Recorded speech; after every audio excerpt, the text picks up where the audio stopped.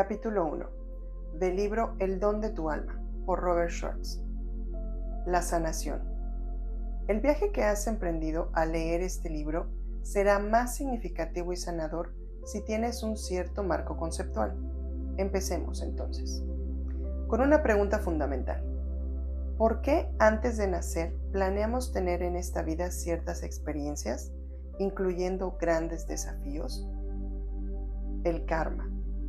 En ocasiones, el karma se conceptualiza como una deuda cósmica, pero en mi exploración de la planificación prenatal, he llegado a considerarlo más bien una falta o una ausencia de experiencias equilibradas. Por ejemplo, si tienes un hijo discapacitado y dedicas tu vida a cuidarlo y amarlo, después de esta vida cualquiera de los dos o ambos podrían tener la sensación de haber sufrido una experiencia desequilibrada. En el nivel del alma, es probable que ambos tratéis de equilibrar las experiencias de esa vida. Y si es así, podéis planear juntos otra reencarnación en la que se invierten los papeles. Tú decidirías nacer con una discapacidad física y le pedirías al que fue tu hijo que asumiera el papel de tu madre o de tu padre. Motivado por el gran amor hacia ti y por el deseo de equilibrar las experiencias de esa vida anterior, posiblemente él estaría de acuerdo con tu solicitud y así otra vida se pondría en marcha. La sensación de equilibrio en el alma no se deriva de lo que ésta hace por otra alma, sino de experimentar una vivencia que no tuvo antes. Por ejemplo, el alma del que fue tu hijo tendrá una sensación de equilibrio cuando haya experimentado el hecho de cuidarte. De forma semejante, lo mismo te sucederá a ti una vez que recibas sus cuidados. El mismo principio se aplicaría si hubieras abandonado a tu hijo discapacitado en una vida anterior. Aunque bien podrías decidir tratar de arreglar las cosas con él en otra vida, eso no crearía una sensación de equilibrio, que únicamente lograrías al experimentar tú mismo el abandono. Escúchame bien, dijo Yeshua, al hablar de este tema. El karma no se equilibra al hacer el bien a otra persona como piensa la gente. No es haciéndole algo a alguien como uno equilibra su propio karma, sino teniendo uno mismo la experiencia. Asimismo, existe una diferencia entre lograr el equilibrio y liberarse del karma. El karma se equilibra cuando el alma siente que ha experimentado todos los aspectos de un asunto y se libera cuando se resuelven las causas subyacentes del desequilibrio original. Esta diferencia es importante. A menos que sanemos las causas subyacentes de nuestro karma, tenderemos a generar un nuevo karma aún después de equilibrar el original. Por ejemplo, supongamos que en una vida anterior tuviste la falsa creencia de que los recursos del universo eran limitados y que no había suficiente para todos. Supongamos también que esta falsa creencia te provocó mucho miedo, tanto que decidiste robar la comida de tu vecino. Al final de esa existencia, cuando volviste a la esfera no física y revisaste tu vida, sentiste un deseo de equilibrar esa experiencia. Por ello, planeaste experimentar algún tipo de pérdida material en tu siguiente vida y restablecer en tu cuerpo la energía del miedo y la falsa creencia de la escasez con el propósito de sanarlos. Las experiencias que planeas para tu siguiente vida equilibrarán el karma, pero no necesariamente abordarán el miedo o la falsa creencia. Si estos elementos permanecen sin sanar, es muy probable que te lleven a emprender otras acciones que generarán más karma. El karma original se liberará solo cuando el miedo subyacente y la falsa creencia sean sanados. En el nivel del alma, serías consciente de este hecho y podrías planear, por ejemplo, la experiencia de la pobreza o de los problemas económicos en tu siguiente encarnación, no como un castigo por el acto de haber robado en tu vida pasada, sino como un medio de reflejar ante ti mismo aquellos aspectos de tu conciencia, el miedo y creer en la carencia, que necesitan ser sanados. Aunque el sufrimiento nos provoca desagrado y resistencia, es un potente mecanismo de sanación, incluso aunque no comprendamos conscientemente cuándo o cómo la causa. Sin embargo, ser conscientes deliberadamente de su propósito puede empoderarlos para aprender las lecciones subyacentes y generar la sanación necesaria de una manera mucho menos ardua. En uno de nuestros diálogos, Yeshua describió el karma como un conjunto de falsas creencias acerca de uno mismo y del mundo. La creencia en el miedo y la separación. Creo que en esta época crucial para la evolución de la humanidad estamos regresando a un estado de conciencia unitaria, en la que todo ello está sanando. Contrariamente a la creencia popular, tal sanación puede producirse de una forma muy rápida, incluso en un instante. Dice Yeshua, la liberación del karma puede ocurrir en un instante, cuando el alma se da cuenta de la verdadera naturaleza de su propia esencia, divinidad pura, unidad con el espíritu. Esta comprensión produce una profunda paz. Cuando el alma puede albergar este conocimiento, se liberará muy fácilmente de los lazos del karma.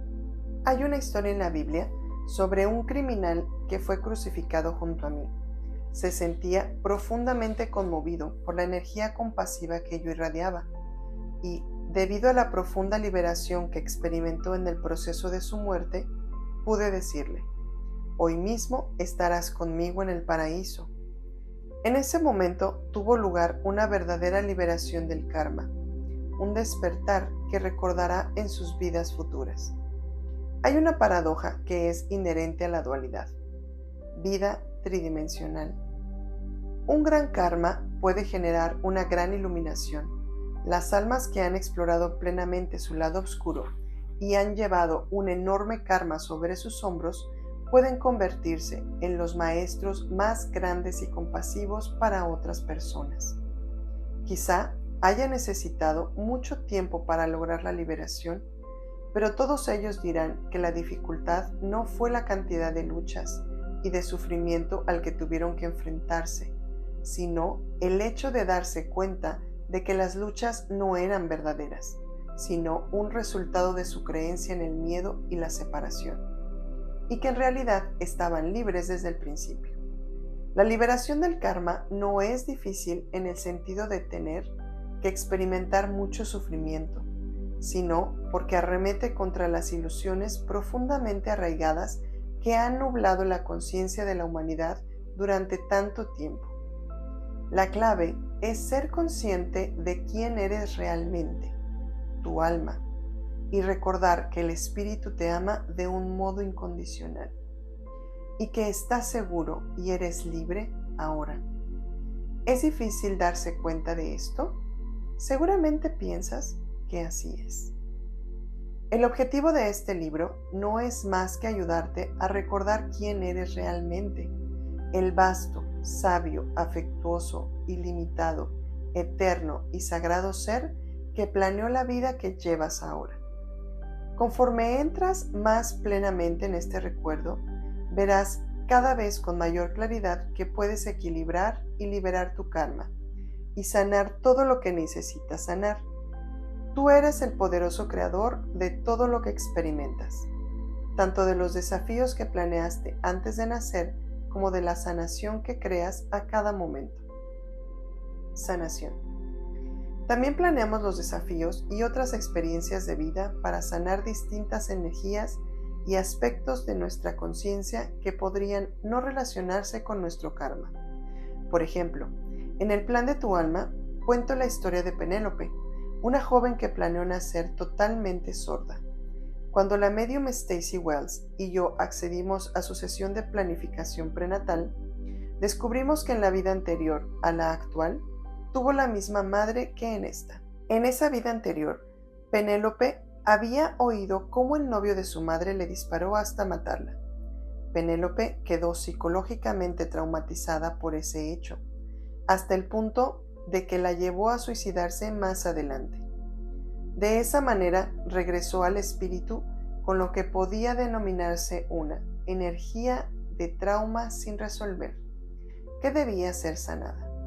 En su sesión de planificación prenatal, el espíritu guía de Penélope le preguntó si le gustaría nacer sorda para que no volviera a sufrir ningún otro trauma similar y para que pudiera lograr la sanación de la vida anterior.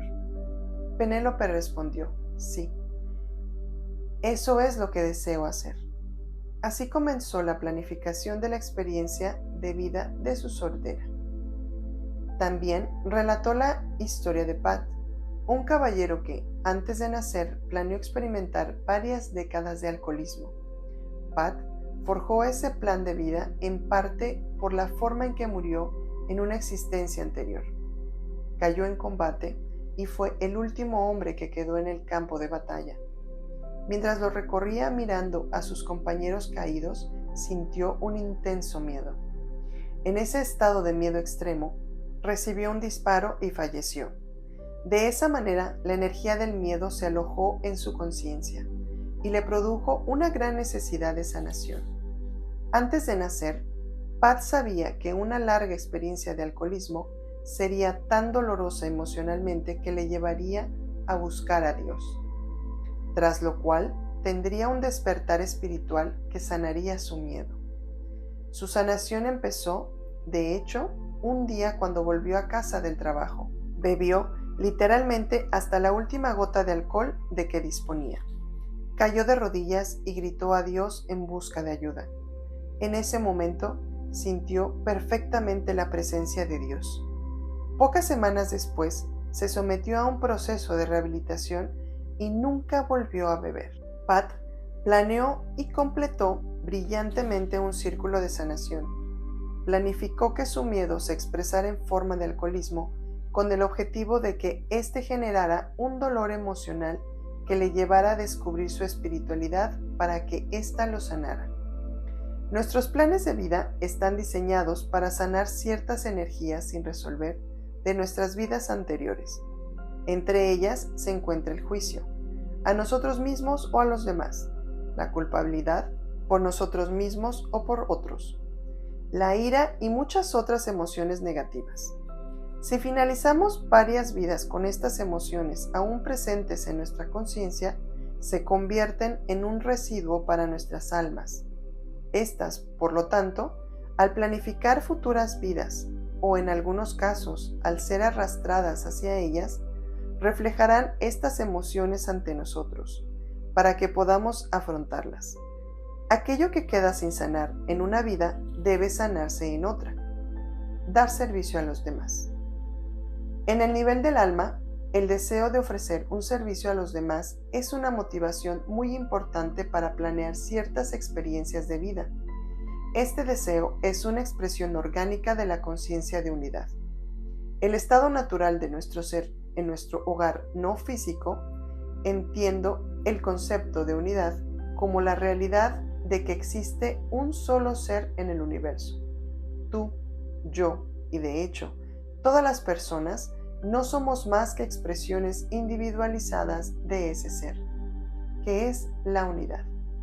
Es por ello, por lo que la expresión dar servicio a los demás realmente quiere decir dar servicio aparentemente a los demás.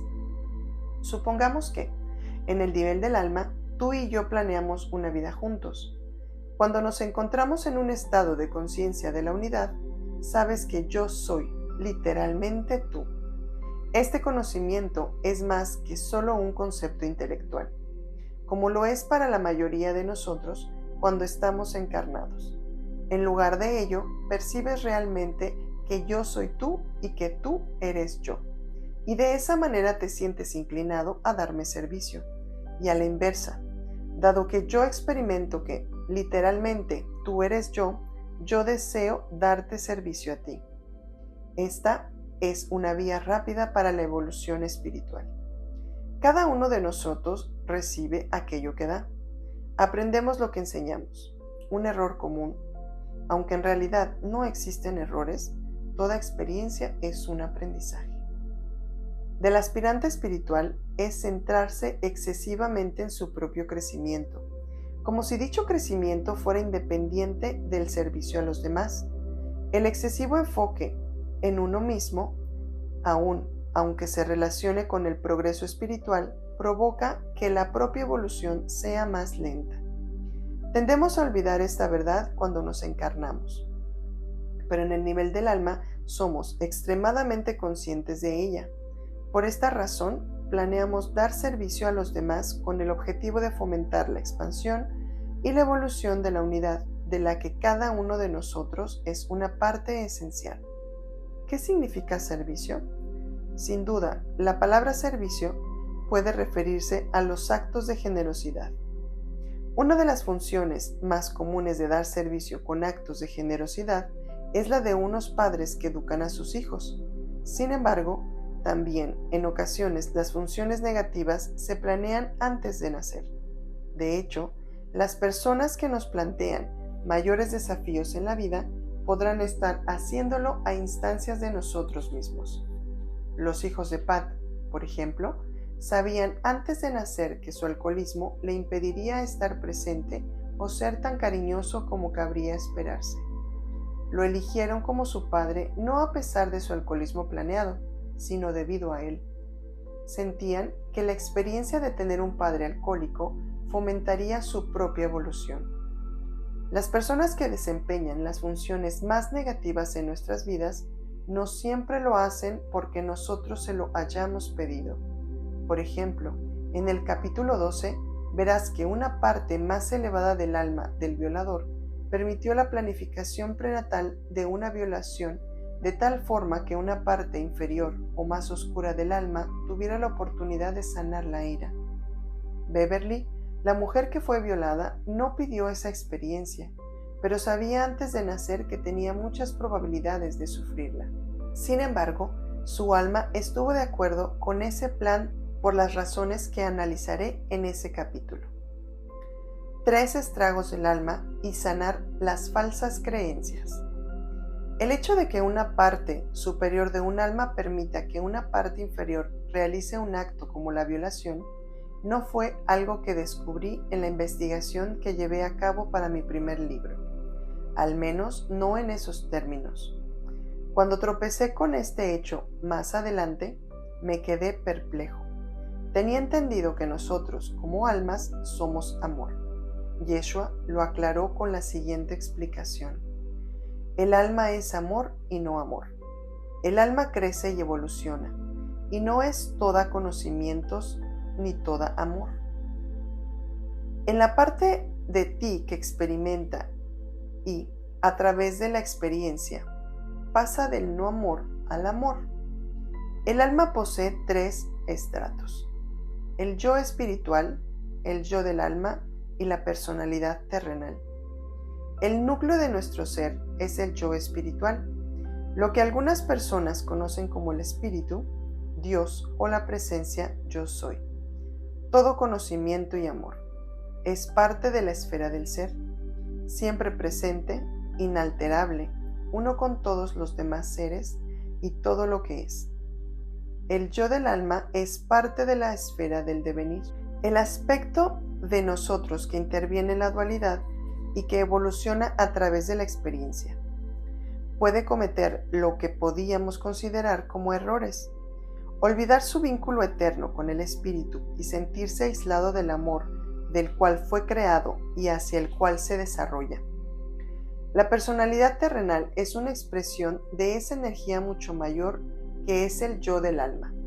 La personalidad es inspirada por el yo del alma, que mientras tanto aprende de las experiencias de la personalidad, particularmente de los sentimientos experimentados por ésta.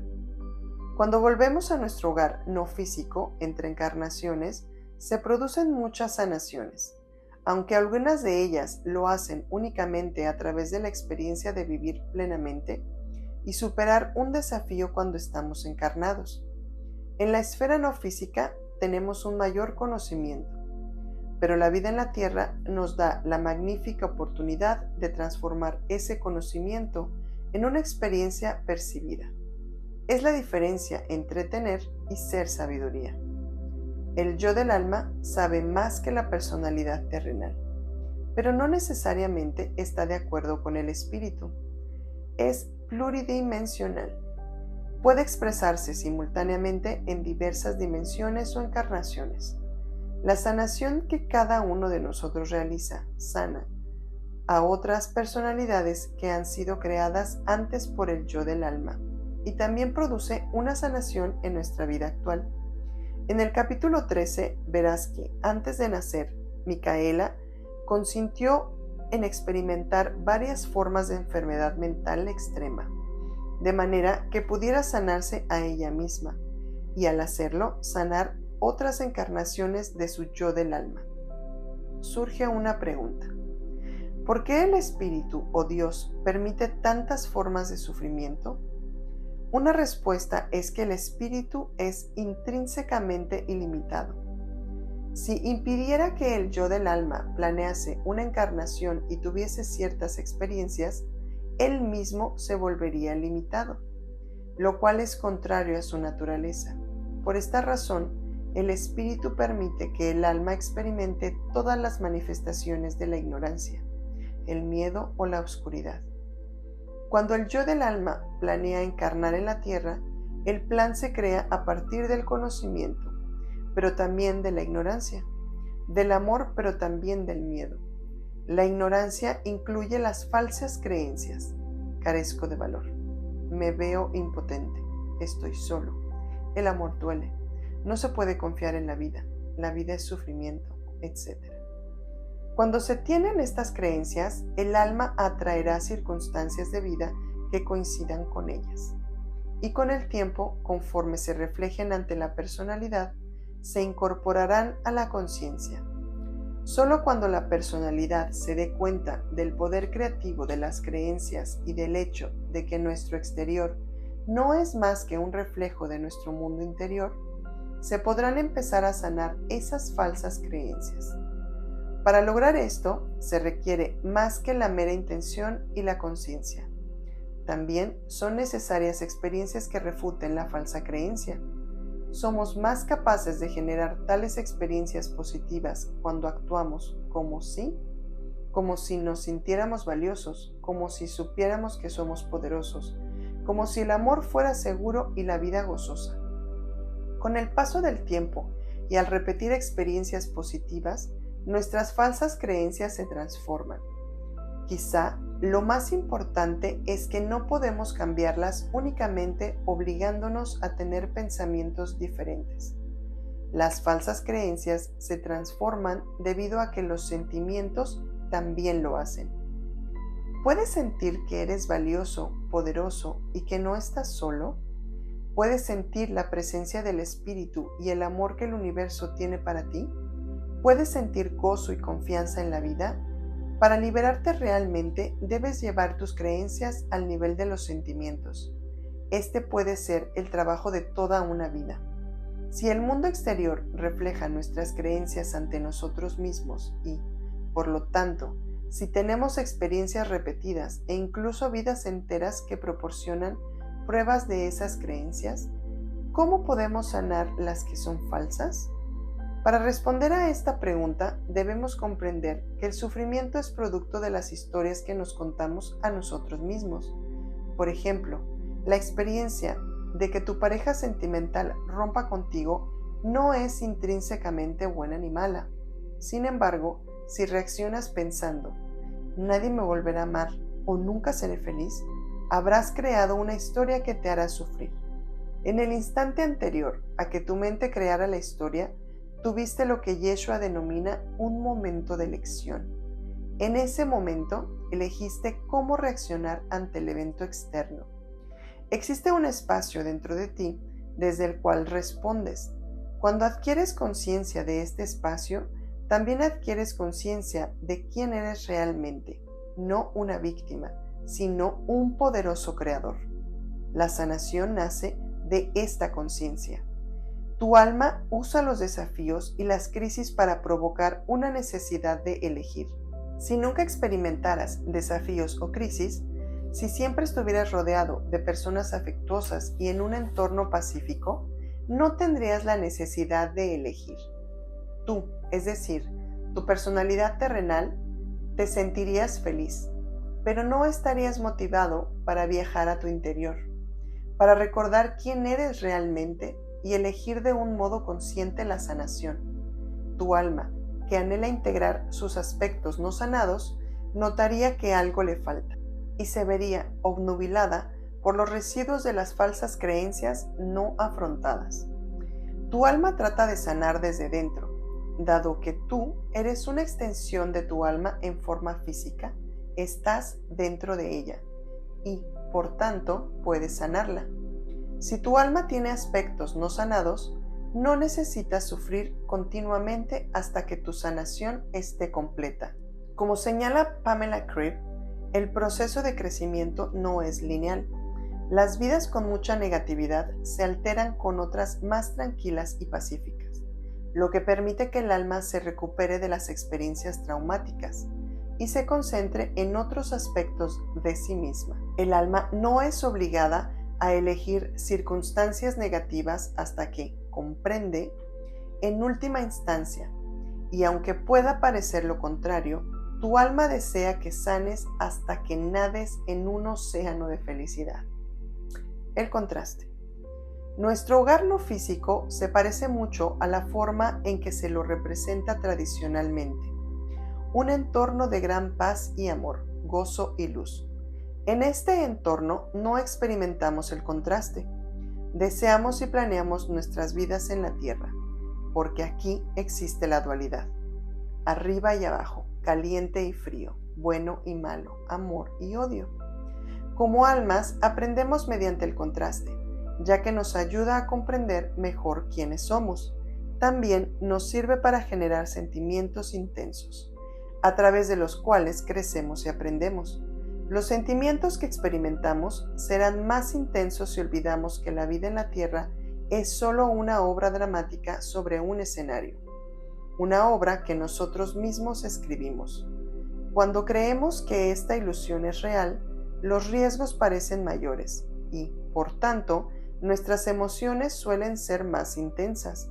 La intensidad de la experiencia acelera nuestra evolución si sentimos nuestras emociones y aprendemos a trabajar con ellas con amor.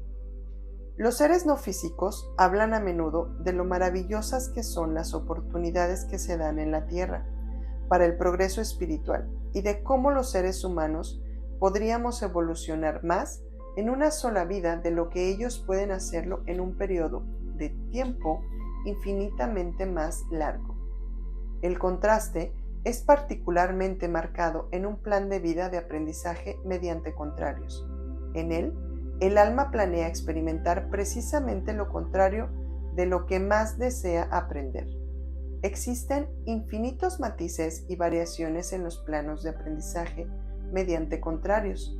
Un ejemplo de esto sería que las almas que desean aprender sobre la conciencia de unidad, es decir, la unidad de todos los seres, reencarnan en familias en las que son muy diferentes del resto de los miembros.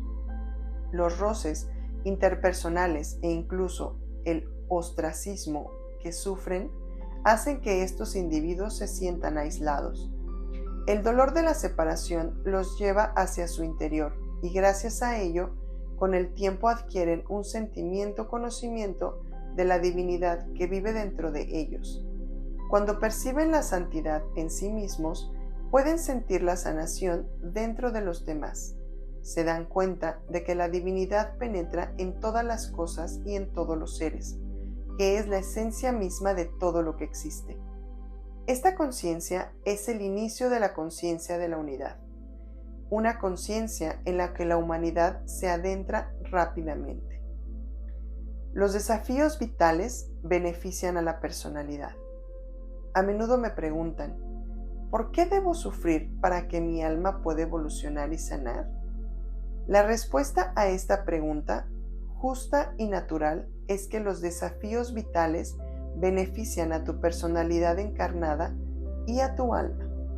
El famoso maestro psíquico, sanador y canalizador John Friedlander aborda esta cuestión con el siguiente ejemplo. Supongamos que durante años y quizá en varios empleos has tenido que trabajar con personas muy difíciles. Has descubierto que esta experiencia te resulta fatigosa y molesta. En ocasiones, incluso, has sentido que es más de lo que puedes soportar. Has fantaseado a menudo con ganar la lotería para poder jubilarte y, como les dices a tus amigos, nunca tener que trabajar más con idiotas. Si tu plan de vida es aprender la amabilidad y la generosidad, es muy poco probable que cumplas tu sueño de ganar la lotería. La energía predominante en tu aura es la de la elección de vida que debes aprender, y esta energía es la que produce tu experiencia. Dado que la mente egocéntrica no comprende la relación entre trabajar con idiotas y aprender la amabilidad y la generosidad, quizá sientas que tus circunstancias de vida son injustas o incluso insoportables. Sin embargo, conforme desarrollas la amabilidad y la generosidad, te enriqueces profundamente, al igual que tu alma. Tú y tu alma participáis en una sociedad exquisitamente hermosa, significativa y mutuamente beneficiosa. El proceso de planificación prenatal. Una vez que terminas una vida en la tierra, te fusionas nuevamente con tu alma. La expresión fusionarse nuevamente es algo engañosa en este contexto, porque en realidad nunca te separas de tu alma. Sin embargo, tu conciencia se mezcla con la de tu alma de una forma más completa. Una ola nunca se separa del océano, pero cuando muere, vuelve a unirse al océano de la misma manera en que tú vuelves a unirte con tu alma. Tu alma se enriquece con todo aquello que adquiriste y que llevas contigo, con todo lo que experimentaste en tu vida. Al final, tu alma anhelará una nueva vida física y así comienza la creación de una nueva personalidad. Si es el momento de que reencarnes, tu energía siembra tu nueva personalidad, es decir, forma el núcleo de quién serás en tu próxima vida. Esta personalidad es realmente nueva. Ya no serás quien eres ahora, así como ahora no eres quien fuiste en una encarnación anterior. La creación de una nueva personalidad es un nacimiento sagrado que forja tu alma no por sí misma, sino en asociación con el espíritu. Tú, es decir, la nueva personalidad que surge, tienes vida y conciencia. Te sientes vinculado con tu alma como un niño con su madre, y eres consciente de su mayor sabiduría. En un momento dado, cuando tu deseo de una nueva encarnación se vuelva más fuerte, tendrá lugar una sensación de planificación en la que se creará el proyecto para tu próxima vida. En las sesiones de planificación prenatal que ella ve, Stacy Wells suele describir este paso como el alma probándose la capa de la personalidad. En esta etapa recibes la retroalimentación de distintos espíritus guías que explican el propósito de las oportunidades y los desafíos de la vida que tienes por delante. Puedes expresar cualquier sentimiento, duda o pregunta. Si te preocupa alguna parte de tu plan de vida, tus guías y tu alma te tienden la mano para apoyarte de manera afectuosa y compasiva. Disfrutas del libre albedrío, por lo que debes estar de acuerdo con el plan de vida antes de concluirlo. Aunque puedes oponerte o incluso negarte a llevarlo a cabo, sentirás la gran generosidad y sabiduría de tu alma y de tus guías, por lo que es muy probable que lo aceptes. Tu alma se sentirá agradecida contigo por aceptarlo y, de hecho, por todo lo que harás en tu siguiente reencarnación. Tu alma y tus guías tienen un gran respeto por ti debido al valor que muestras. El espíritu y tu alma forjan tu plan de vida de un modo indistintivo y no analítico.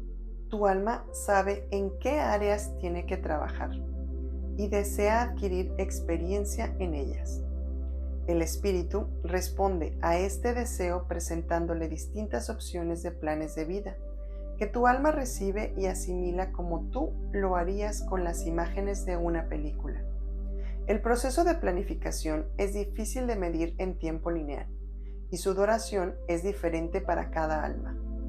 El lenguaje que se utiliza en este libro y que de hecho se debe utilizar necesariamente si deseamos explicar la planificación prenatal, hace que el proceso parezca más analítico de lo que es realmente. En este entorno entran en juego un lenguaje y un cerebro humano tridimensionales para comprender un fenómeno que en realidad es interdimensional. Por esta razón, el lenguaje empleado para describir este fenómeno no es más que una aproximación, al igual que otros fenómenos interdimensionales. La planificación prenatal es mucho más grandiosa y magnífica de lo que puede expresarse con palabras. El libre albedrío. El libre albedrío y la planificación prenatal se interrelacionan en un rico e intrincado tapiz. Para comprender cómo funciona en conjunto, tomemos el ejemplo de una persona. Llamaré George arbitrariamente a esta alma, aunque en realidad es andrógina, que tuvo muchas vidas en las que hizo ciertos planes antes de nacer, pero cedió ante los deseos de otras personas cuando estuvo encarnado. En otras palabras, antes de su nacimiento, George deseaba aprender y crecer de cierta forma, pero cuando estuvo en la Tierra permitió que otros le dictaran cómo vivir su vida. Durante la evaluación de vida que tiene lugar después de cada encarnación, George se dio cuenta de que tenía esa tendencia y resolvió sanarla. De esta manera, planeó, en el nivel del alma, incorporar energéticamente en su cuerpo la tendencia a ceder ante los deseos de los demás. Supongamos que hay otra alma en el grupo de George, un conjunto de almas que se hallan más o menos en la misma etapa evolutiva, que encarnan juntas repetidamente y que desempeñan todas las funciones que se pueden concebir las unas con las otras, que tiene precisamente la tendencia opuesta. Cuando estuvo encarnada, esta alma, a quien llamaré Sally, normalmente les decía a los demás qué era lo que debían hacer y les imponía su voluntad de un modo inapropiado. En sus evaluaciones de vida, Sally se dio cuenta de que presentaba esa tendencia y decidió sanarla. Así, planeó en el nivel del alma incorporar energéticamente en su cuerpo la tendencia a dominar a los demás. George, que conoce el plan de Sally, le dice: «Veo que estás incorporando en tu cuerpo la tendencia de dominar a otros con el propósito de sanarla. Yo estoy incorporando en mi cuerpo la tendencia a ceder a los deseos de los demás, con el mismo propósito. Planeemos casarnos cuando yo cumpla 30 años. Aunque sabemos que probablemente será un matrimonio turbulento, nuestra esperanza será que yo aprenda a hacer valer mis derechos y que tú aprendas a respetar a los deseos ajenos». Viendo la gran sabiduría de este plan y su potencial de generar un gran crecimiento espiritual, Sally muestra su acuerdo con gran alegría. Generalmente existe un sentimiento de gozosa colaboración entre las almas, aun cuando se planeen desafíos muy difíciles.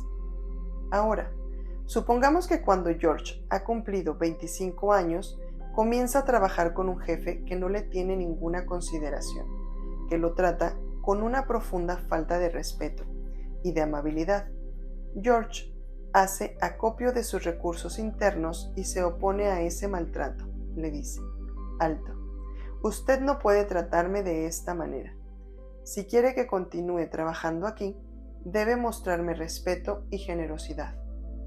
En el momento en el que George hace eso, su vibración aumenta tremendamente. Si puede mantener esa vibración hasta que cumpla 30 años y si Sally no incrementa la suya a un nivel similar, en virtud de la ley de la atracción, es probable que ocurra una de estas dos cosas: que George y Sally nunca se conozcan o que, si lo hacen, no se atraigan mutuamente. En cualquiera de los dos casos, el matrimonio planeado nunca se producirá. Sus distintas vibraciones les impedirán unirse. El alma de Sally habría tomado en cuenta esta posibilidad en el proceso de planificación prenatal y habría creado un plan B, en el que conociera a otra pareja que le daría la oportunidad de aprender la lección deseada.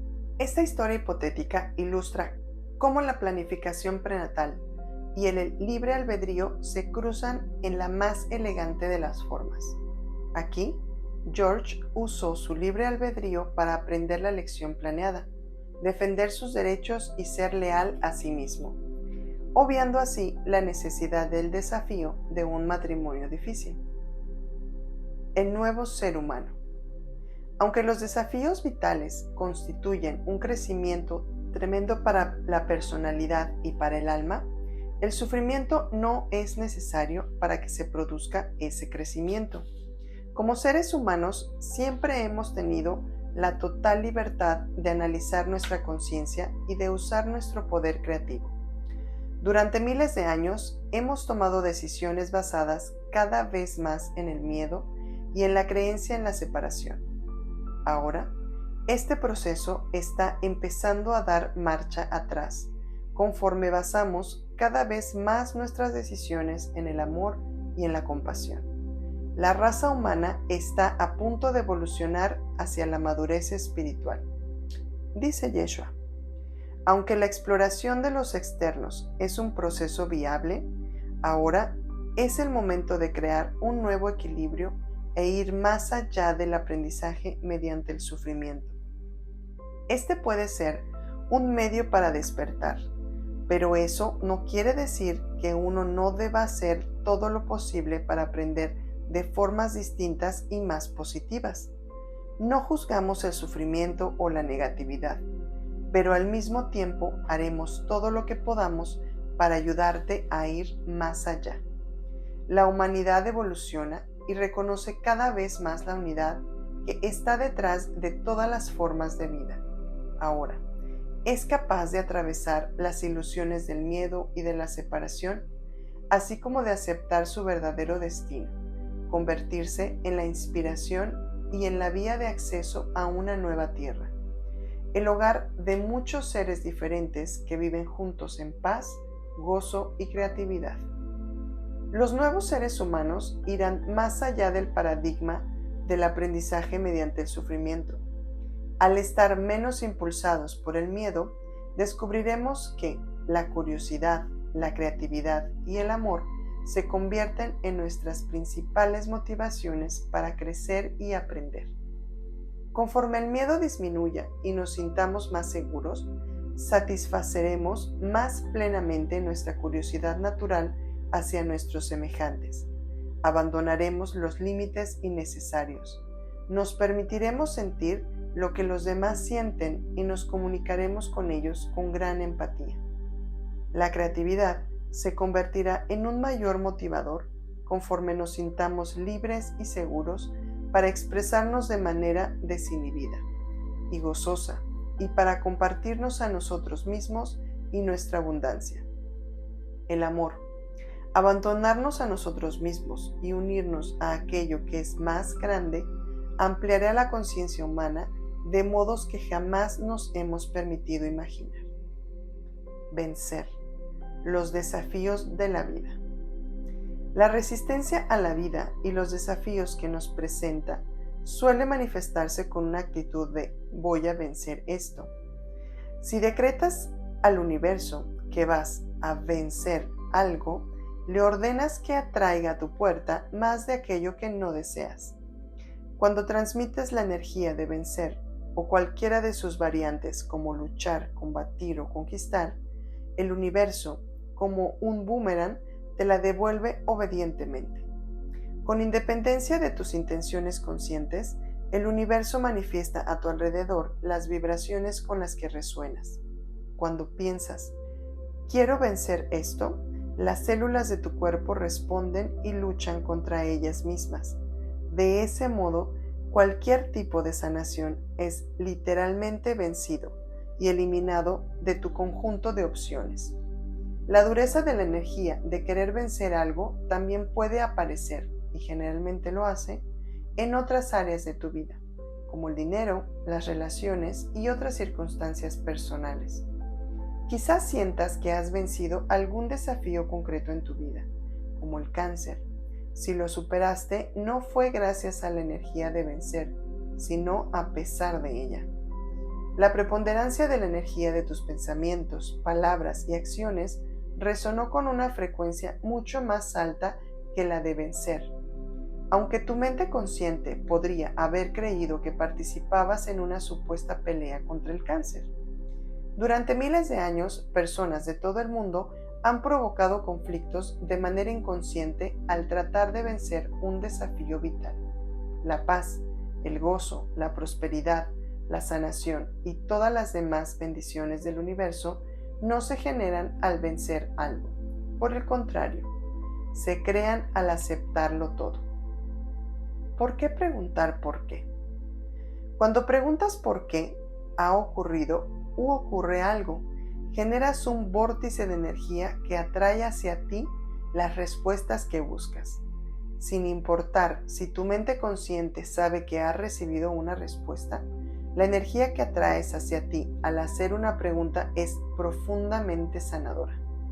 No sugiero que te obsesiones con el por qué, al contrario, la mayor sanación se produce cuando preguntas por qué y lo liberas hacia el universo como si soltaras un globo de helio, dejándolo volar hacia el cielo. El globo encontrará su destino correcto, al igual que tu pregunta. El universo siempre te responde, aunque no lo haga de una forma que puedas identificar o en el momento que prefieras. Si el hecho de descubrir el significado más profundo de los sucesos que ocurren en nuestras vidas es beneficioso, ¿por qué no encarnarnos recordando todo nuestro plan prenatal? Existen varias razones. Como he mencionado, el hecho de no recordar el otro lado hace que la vida en la Tierra parezca más real, y esa percepción nos lleva a experimentar intensos sentimientos, de los cuales aprendemos mucho durante una encarnación. Además, si recordásemos todo el plan, sería como hacer un examen con el libro abierto sobre el pupitre. Se produce un aprendizaje mucho mayor cuando no acudimos a los libros, cuando buscamos, encontramos e integramos las respuestas por nosotros mismos, justo como lo estás haciendo ahora. Asimismo, el simple hecho de descubrir las preguntas que deseamos hacer es una valiosa parte del viaje. Si supiéramos las respuestas, nunca buscaríamos las preguntas. En última instancia, el propósito de preguntar ¿por qué? No es que tu mente logre averiguar la totalidad de tu plan prenatal, sino invitarte a rendirte a tu corazón. Cuando le prestas atención a la llamada de tu corazón, estás cumpliendo tu plan de vida, incluso si tu mente no tiene una conciencia deliberada de este plan. La conciencia de víctima. Actualmente se está produciendo un gran cambio de conciencia en nuestro planeta. Este cambio depende totalmente de que aquellos de nosotros que estamos encarnados logremos elevar nuestra vibración, lo que significa, en pocas palabras, ser las personas más afectuosas que podamos. Conforme elevamos nuestra vibración, la Tierra también eleva la suya. Los espíritus guías, ángeles, seres queridos y otras entidades de la esfera no física pueden enviarnos amor, sabiduría, luz e inspiración, pero debemos recibir y expresar estos dones. Estos seres no físicos que nos aman y nos guían no son capaces de generar por sí mismos un cambio en la conciencia humana. La conciencia de víctima, es decir, la creencia de que has sido victimizado por una persona, una experiencia o la vida en general, tiene una frecuencia vibratoria muy baja. Cuando comprendemos que somos los poderosos creadores de todo lo que experimentamos, incluso si ignoramos cómo o por qué creamos algo, nos apartamos de la conciencia de víctima, elevamos nuestra vibración y, al mismo tiempo, elevamos la vibración de la Tierra. Si tu intención prenatal o actual es contribuir al cambio de conciencia humano, debes saber que abandonar la mentalidad de víctima es una magnífica y poderosa forma de hacerlo. La conciencia de víctima es una falsa creencia que se ha convertido en parte de nuestra manera limitada y habitual de pensar. Produce unos beneficios secundarios muy tentadores. Se trata de una forma de ganarnos la compasión de otros, un medio de establecer lazos afectivos con otras personas que también creen que son víctimas. Esto no debe juzgarse. porque resulta fácil creer lo que nos han enseñado y es muy natural desear el apoyo de otras personas.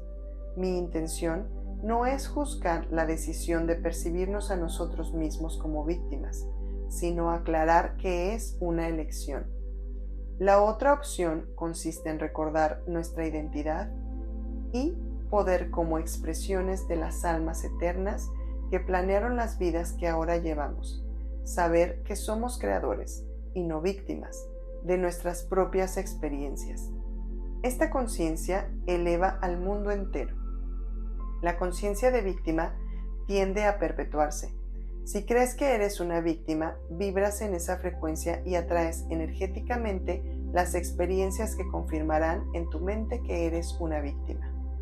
Una clave para romper este ciclo es liberarte de la culpabilidad, ya que te coloca precisamente en la frecuencia de la conciencia de víctima. Podemos liberarnos más fácilmente de la culpabilidad cuando asumimos la responsabilidad de haber estado de acuerdo con nuestros planes de vida. Esta responsabilidad es un terreno fértil en el que florecen una mayor conciencia y un mayor autoconocimiento. El juicio. Al igual que la conciencia de víctima, el juicio resuena en una frecuencia muy baja. Genera separación.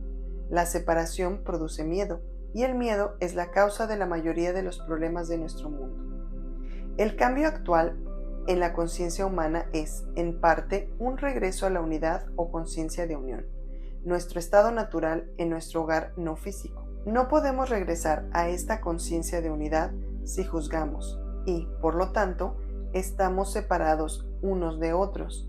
La conciencia de la planificación prenatal hace más fácil que nos liberemos de juzgar a otros, porque de esa manera llegaremos a comprender que todo plan de vida surge del amor y se basa en la sabiduría. La sociedad establece juicios particularmente severos para las personas que sufren determinadas experiencias, como la falta de vivienda, el alcoholismo, la adicción a las drogas o ciertas enfermedades. Tiene que hacer algo. Realmente no lo intenta. Es débil. Debe esforzarse por mejorar su situación. Enjuiciar a alguien que parece SIDA es especialmente inclemente. Debió de haber sido una libertina. Se lo merece. El SIDA es la manera en que Dios castiga a los homosexuales por ser así. Sin embargo, en realidad estas experiencias son planeadas antes de nacer y se trata de planes valientes, planes que muchas personas no se atreverían a emprender. Cuando comprendemos la planificación prenatal, nuestros juicios desaparecen y son reemplazados por un respeto y una admiración constantes por las valerosas almas que se enfrentan a tales desafíos. A pesar de ello, el juicio podría ser una herramienta útil para adquirir conocimientos sobre tu plan de vida. Pregúntate, ¿qué rasgo juzgo con mayor severidad en las personas que forman parte de mi vida? Luego, ¿qué es lo opuesto a este rasgo? Probablemente adolecías en una vida anterior y es posible que también ahora, hasta cierto punto, del rasgo que has juzgado en otra persona. Todo juicio a otros es en realidad un juicio a ti mismo. Si no tuvieras el rasgo que juzgas, serías incapaz de reconocerlo en otra persona, o no lo juzgarías si lo vieras. Dado que lo que experimentamos fuera de nosotros mismos siempre es una proyección de nuestra realidad interior. No nos es posible evitar juzgar a otras personas hasta que dejamos de juzgarnos completamente a nosotros mismos. El hecho de pronunciar palabras y realizar acciones que no impliquen juicios no quiere decir que no estemos juzgando. El único indicador verdadero de la ausencia de juicio es cómo nos experimentamos a nosotros mismos, ya que es así como experimentamos realmente a los demás. Debemos tener cuidado, asimismo, de no juzgar al juicio. Aunque a ninguno de nosotros le gusta que lo juzguen, decidimos, por una buena razón, encarnar en un momento de la evolución humana en que el juicio es común. En pocas palabras, el juicio es un poderoso maestro, y algunos aprendemos mejor al experimentarlo sobre nosotros mismos. Esa experiencia es un medio muy eficaz para desarrollar empatía, compasión, independencia emocional y muchas otras virtudes divinas. Las vidas que planeamos antes de nacer son oportunidades para adquirir y expresar tales virtudes. Ira hacia tu alma. Si has experimentado un trauma y sientes que la experiencia traumática fue planeada por tu alma, es posible que sientas ira hacia ella. Si es así, no juzgues la ira como algo negativo, ni te juzgues a ti mismo por sentirla. Tu ira y, de hecho, todos tus sentimientos, cualesquiera que sean, son comprensibles, naturales, adecuados y verdaderos. Hónralos, respétalos, no los suprimas. En lugar de ello, abrázalos con amor. Date cuenta de que tú no eres tus emociones. Las emociones son fardos con los que cargas. Al igual que ocurre con todo aquello que te pese demasiado, puedes dejar a un lado las emociones cuando estés listo. En mis conversaciones con Yeshua, abordó la ira que se puede sentir hacia el alma. No veas la ira como un mensajero de la verdad ni digas, mi alma tomó decisiones equivocadas. Considérala un mensajero de la parte de ti que se halla más lastimada. Considérala un niño que necesita tu atención y tus poderes sanadores. Que no te preocupe que la ira te haga ganarte la antipatía de tu alma o que tu alma se sienta ofendida por ella. Es correcto sentir ira. Abraza al niño enfadado y mira lo que ocurre. Verás que no solo está enfadado, sino también muy solo y triste. Anhela tu compañía y tu orientación. La sanación se produce en cuanto te conectas con el niño de tu corazón. Si eso ocurre, estarás alineado con tu alma. El amor circula a través de ti y te sana desde adentro. Trabaja con la ira, no la combatas. Tu parte lastimada necesita sentir la energía de un padre sabio, apacible y compasivo. La resistencia. El sufrimiento se produce cuando te resistes a determinadas emociones como el miedo o la ira, que pueden surgir en respuesta a los sucesos de tu vida. El adagio, lo que resistes persiste, es verdadero. Cuando te concentras en algo, le das tu energía y la resistencia es una poderosa forma de enfoque.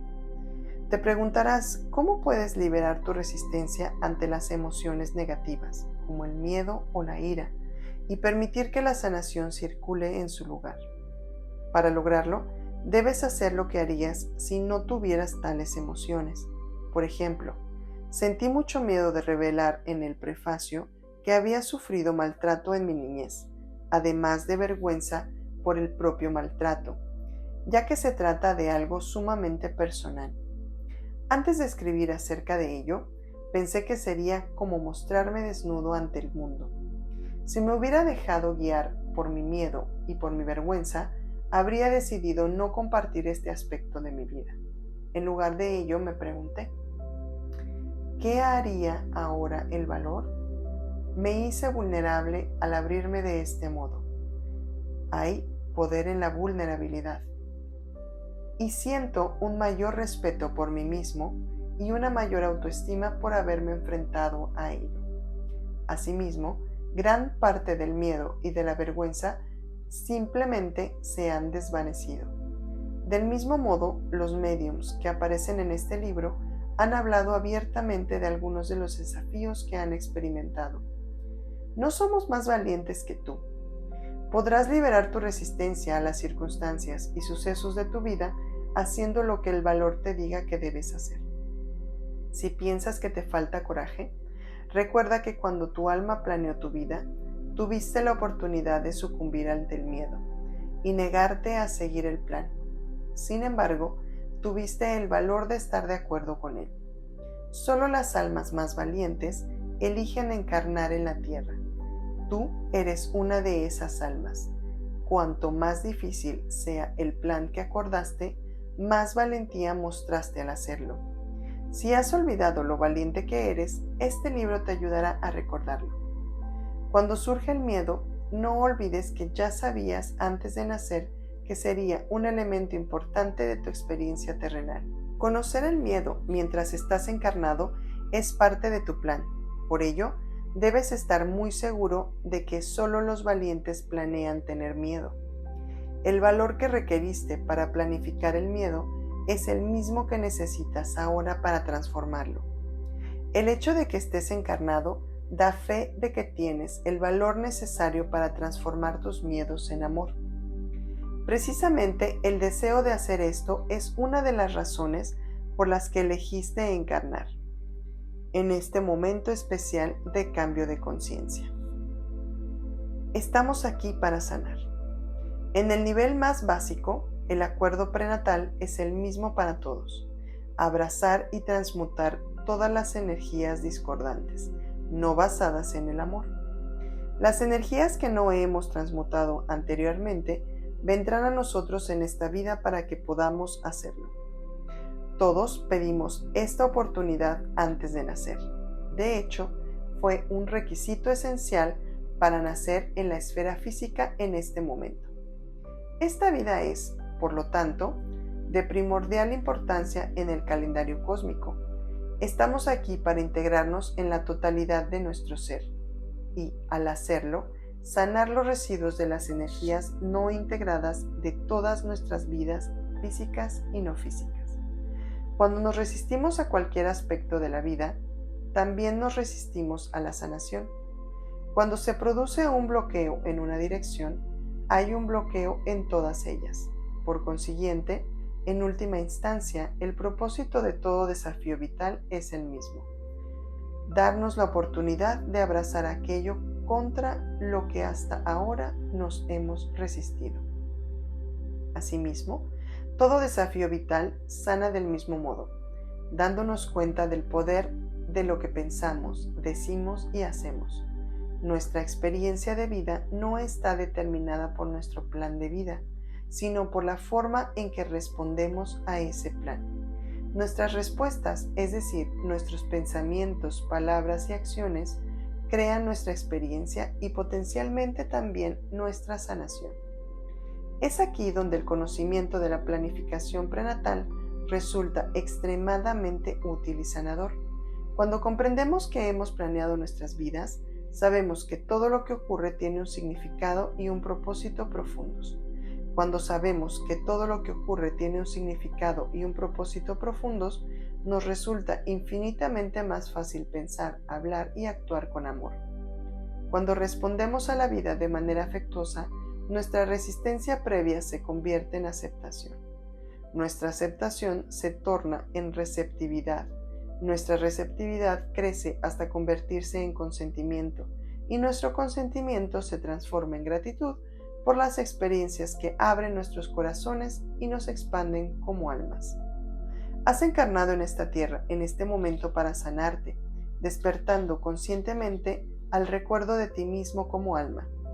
Tu sanación se completa cuando ves la luz de tu alma y sabes que esa luz es quien realmente eres.